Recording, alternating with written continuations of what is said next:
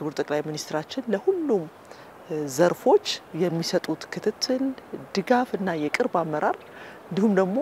ይሄንን ተቀብሎ ደግሞ ማስፈጸም የሚችል አመራርና ህዝብ በመፈጠሩም ጭምር የታቀዱት እቅዶች እንግዲህ በሚፈልገው ደረጃ ተሳክተዋል ብለን ማለት እንችላለን። እንግዲህ እኔ የማስተባብረው አንዱ የከተማና መሰረተ ልማት ሚኒስቴር እንደመሆኑ መጠን በተለይ ከተሞች ላይ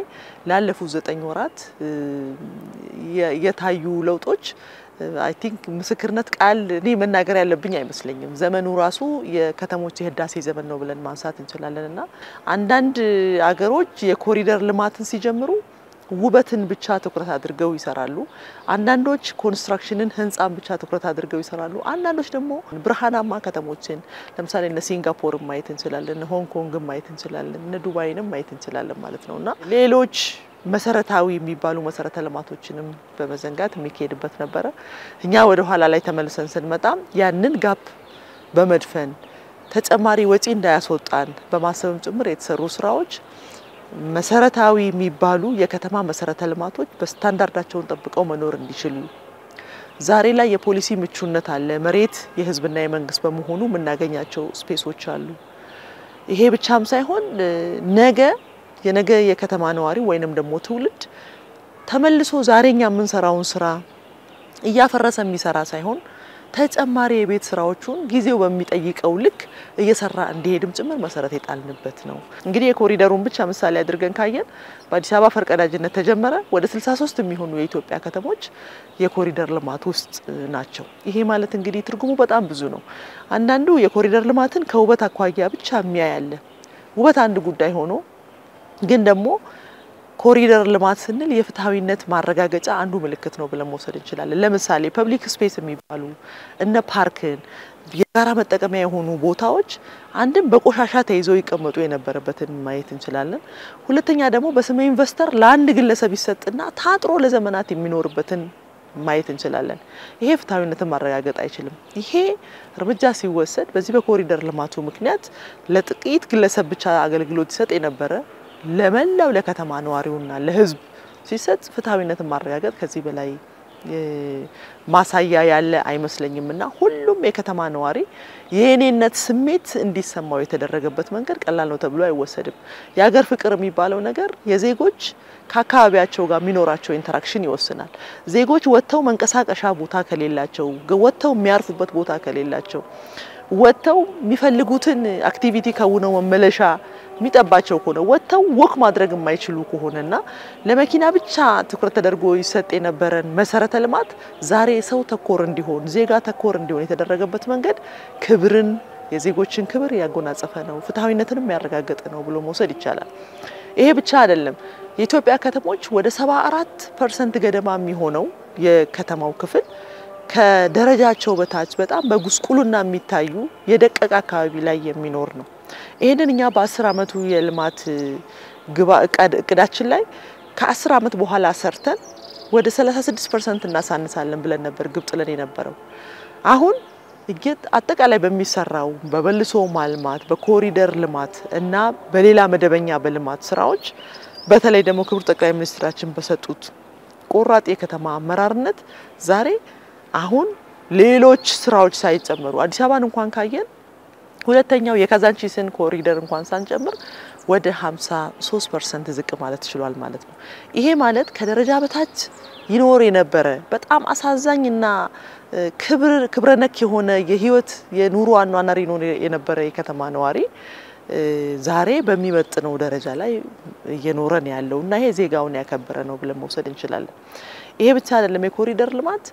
የስራ ባህልን በከፍተኛ ደረጃ ያሻሻለ የቀየረ ነው። ይሄ ብቻ አይደለም። ከተሞቻችን የፈጠራ የምርምር የአዳዲስ ሀሳቦች መፍለቂያ እንዲሆኑ ከተማ አምራች ሸማች ብቻ ሳይሆን አምራች የሆነበትንም አጋጣሚ ማየት እንችላለን። ከተሞቻችን ባህላቸው እየተቀየረ ለምሳሌ የከተማ ግብርና የሚባለው ኮንሰፕት በጣም በከፍተኛ ደረጃ እየተስፋፋ የመጣው ከዚህ ከትልቅ ኮንሰፕት ጋር ተያይዞ ነውና የከተማ ግብርና ላይ እንግዲህ አሁን ኦልሞስት ባህል የሆነበት የአረንጓዴ ሽፋናችን ከጊዜ ወደ ጊዜ ያደገበት 30 40 የምንለው 30% ሽፋን አረንጓዴ 30% ደግሞ መሰረተ ልማት 40% ደግሞ መኖሪያ ቤት ነው በከተማ ፕላን ስታንዳርድ መሰረት ከ5 በታች ነበር ያረንጓዴ የከተማ ያረንጓዴ ሽፋን የነበረው ባገራችን ዛሬ ላይ ክቡር ጠቅላይ ሚኒስትራችን የአረንጓዴ ሌጋሲ ላውንች መደረግ በከተሞቻችን ላይ ትልቅ ኢምፓክት አምጥቷል ዛሬ ላይ ወደ 22% ማምጣት የቻልንበት ይሄ ትልቅ ዲፓርቸር ነውና እንግዲህ ከተማ ሲባል ህንጻ ብቻ ሳይሆን ኮንክሪት ብቻ ሳይሆን ግንባታ ብቻ ሳይሆን ያረንጓዴ መሰረተ ልማትም አንዱ ትልቁ የከተማ እድገት ለነዋሪው ምቹነት የምናደርግበት ነውና ይሄ ቀላል ነው ተብሎ የሚወሰድ አይደለም ይሄ ብቻ ሳይሆን በቂ መሰረተ ልማት ስታንዳርዳቸውን የጠበቁ መሰረተ ልማት እንዲኖራቸው የስማርት ሲቲ የሚባለውን ኮንሰፕት በተጨባጭ መሬት ላይ ማውረድ የተቻለበት ይሄ ሲባል ፋውንዴሽን ወይም ደግሞ መሰረት የጣልንበት ነው ብለን መውሰድ እንችላለን ለምሳሌ የስማርት ኢንፍራስትራክቸር ዝርጋታ ፊት ለፊት ላይ ይታዩ የነበሩ የመሰረተ ልማት ቅንጅቶች ዛሬ ምድር ስር ተናበው ተቀናጅተው አብረው መሄድ እንዲችሉ የተደረገበት መንገድ ስማርት ገቨርናንስ ለምሳሌ ስማርት አስተዳደር የምንለው ለምሳሌ አገልግሎትን ከማዘመን አኳያ ትልቅ መሰረት የጣለበት ነው ይሄ የዴታ መረጃ የስራታችን የስማርት ሞቢሊቲ የምንለው የከተማ እንቅስቃሴ ኤክሰርሳይዝ ማድረግ የጀመርንበት ነውና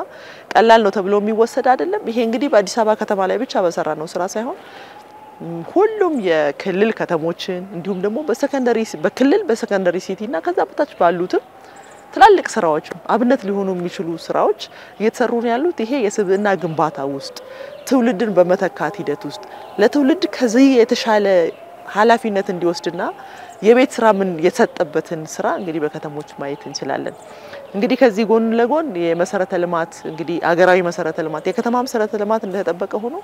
አገራዊ መሰረተ ልማትም የኢትዮጵያ መንገዶች አስተዳደር ለዚሁ ሚኒስትር መስሪያ ቤት ተጠሪ ነው በጋራ እንሰራለን አጠቃላይ የመንገድ ሽፋናችን ኔትወርክ ከጊዜ ወደ ጊዜ እያደገ እየመጣ ነው ይሄ ኢኮኖሚውን በማገዝ ይሄ ለኢኮኖሚው የሚኖረው ትልቅ አስተዋጽኦ እንግዲህ በቀላሉ ማየት ይቻላልና ከጊዜ ወደ ጊዜ እያደጉ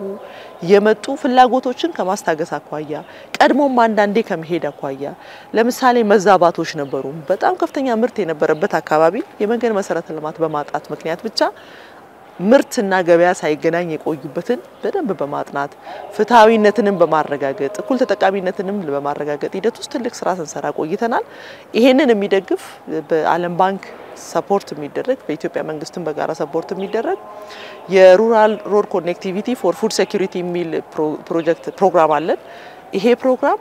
ለሁሉም የኢትዮጵያ ክልሎች በተለይ ወረዳን ከሌሎች ወረዳ ጋር ወረዳን ከቀበሌ ጋር በማገናኘት ምርትና ምርታማነትን በማሳደግ ሂደትና የኑሮ ውድነትንም እንዲሁም ደግሞ ለከተማ በቀጥታ ግንኙነት ያለውን ስራ መስራት እየተቻለን ያለው የከተማና የገጠር ትስስር ምንላቸውንም ፖዚቲቭ የሆነ ሪሌሽን እንዲኖራቸው በማድረግ ሂደትም ትልቅ ትርጉም የሚሰጠው ስራ እየሰራን እንደሆነ ለማንሳት ነው እንግዲህ በዚህ ሂደት ከተሞቻችን ከጊዜ ወደ ጊዜ ማስፈጸም አቅማቸው እያደገ መጥቷል ከገቢ አኳያ ከጊዜ ወደ ጊዜ እያደገ የመጣበትን መንገድ ማንሳት እንችላለን ዘንድሮ እንኳን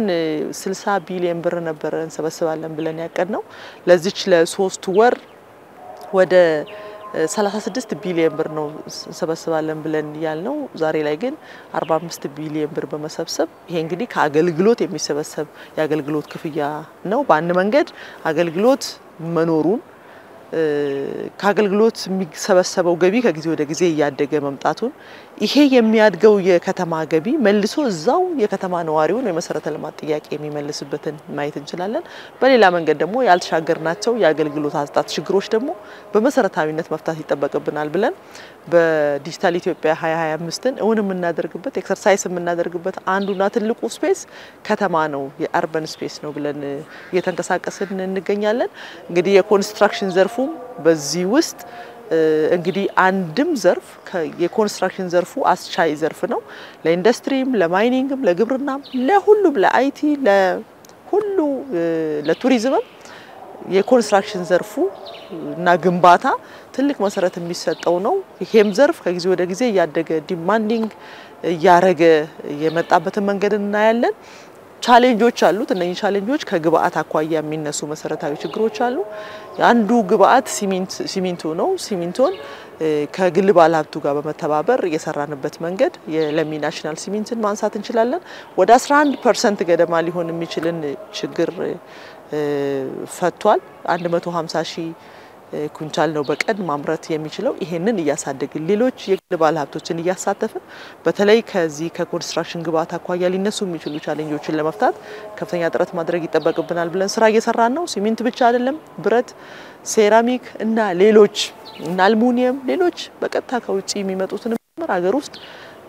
ማምረት እንደምንችል ጥናቱ አለ ጥናት ብቻ አይደለም ተጨባጭ ስራዎችም እየተሰራን እንገኛለን እንግዲህ ቻሌንጆቹን በጋራ ጉዳዩ ከሚመለከታቸው አካላትም ጋር በጋራ በመሆን ከሌሎች ሚኒስቴር መስሪያ ቤቶችም ጋር በጋራ በመስራት በቅንጅት በመስራት ችግሮችን ለመፍታት ጥረት የምናደርግበት ሂደት ይኖራል